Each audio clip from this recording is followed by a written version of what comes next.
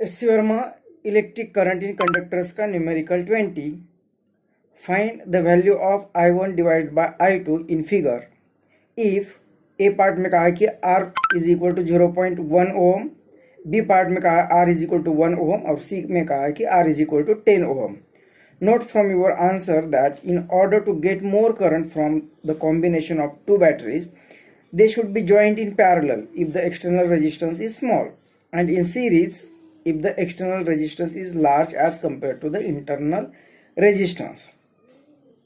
तो इस क्वेश्चन में हमें दो फिगर्स दी हुई है जहां पे दो बैटरीज, एक फिगर में दो बैटरीज सीरीज में कनेक्ट की हुई है और इसका इंटरनल रेजिस्टेंस भी सीरीज में आएगा.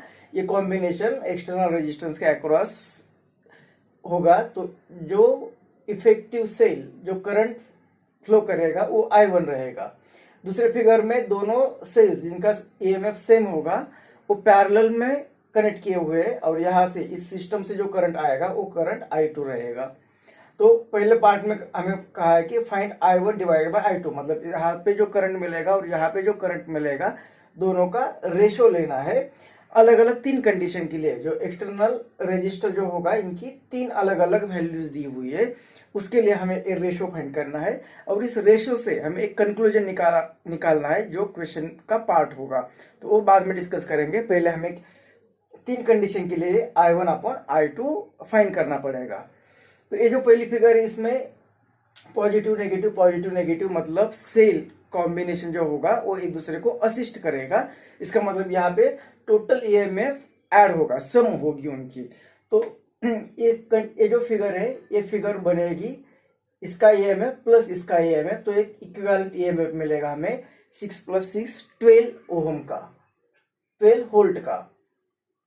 और ये रेजिस्टर्स इनके इंटरनल रेजिस्टेंस भी सीरीज में है तो उनकी भी एडिशन होगी और इक्विवेलेंट रेजिस्टर मिलेगा हमें 1 + 1 2 ओम का. और ये कॉम्बिनेशन एक्सटर्नल रेजिस्टर के अक्रॉस होगा जिसकी अलग अलग वैल्यू है. तो अब इसमें से जो करंट फ्लो होगा वो करंट होगा I1. ये करंट होगा I1. तो मतलब ये I1 कितना होगा, I1 is equal to V upon R. V कितना है 12 और टोटल रेजिस्टर कितना है, ये दोनों सीरीज में हो गया R + 2. तो ये होगा I1. I2 कितना होगा इस फिगर में. तो अगर सेल्स कॉम्बिनेशन में है तो हम किस तरह से फाइंड करते हैं टोटल EMF. इक्विवेलेंट EMF क्या होता है, summation of EI to RI. I varies from 1 to n. तो यहाँ पे दो ही सेल है तो मतलब ये और divide by summation of 1 upon RI. मतलब ये कितना आएगा, यहाँ पे दो ही सेल्स है तो E upon R plus E upon R whole divided by यहाँ पे 1 upon R plus 1 upon R. मतलब ये आएगा 2E upon R divided by यहाँ पे भी 2 1 अपॉन R. तो ये 2 कैंसिल होगा, R भी कैंसिल होगा तो इक्विवेलेंट EMF आएगा E. तो हमें I2 फाइंड करना है. तो I2 और टोटल इंटरनल ये हुआ इक्विवेलेंट EMF. तो टोटल इंटरनल रेजिस्टेंस भी कितना होगा, तो पैरेलल में कनेक्ट किए हुए हैं तो 1 अपॉन R इक्विवेलेंट वो कितना आएगा 1 upon R plus 1 upon R is equal to 2 upon R. मतलब R इक्विवेलेंट मिल रहा है हमें, R इक्विवेलेंट मिल रहा है हमें इसका इनवर्स, तो इसका भी इनवर्स तो R अपॉन 2. तो I2 करंट कितना मिलेगा, तो I2 करंट होगा V अपॉन R या E अपॉन R. तो ये equivalent EMF E upon R equivalent R upon 2. R upon 2 plus ये एक्सटर्नल रजिस्टर भी रहेगा कैपिटल R. तो ये आएगा E अपॉन 2 यहाँ पे मल्टीप्लाई होगा तो R plus 2R divide by 2 ऊपर चला जाएगा. तो ये होगा I2 और ये होगा I1. तो दोनों का रेशियो फाइंड करना है. तो I1 अपॉन I2 ये कितना आएगा, तो I1 है 12 अपॉन R प्लस 2 और यहाँ पे E की वैल्यू पुट कर देते तो 2 E की वैल्यू है 6 upon R 1 internal resistance 1 ohm plus 2R मतलब ये आएगा 12 प्लस 2R प्लस 1 तो I1 अपॉन I2 तो I1 इतना 12 R plus 2 in divided by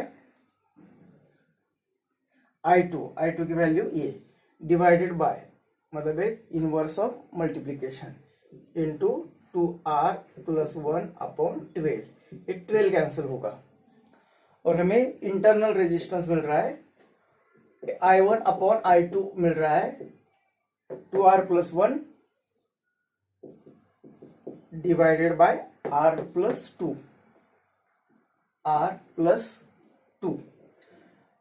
अब ये रेशो हमें मिला, यहाँ पे ये रेशो मिला। अब हमें ये रेशो ये R जो होगा ये R की अलग अलग वैल्यू दी हुई है। पहले केस में दी है कि 0.1 ओम होगा तो पहले केस में R is equal to 0.1 ohm तो इस केस में I1 upon I2 is equal to a 2 R के जगह पे 0.1 प्लस 1 डिवाइडेड बाय R मतलब 0.1 प्लस 2 तो ये आएगा 1.2 अपॉन 2.1 मतलब ये 12 अपॉन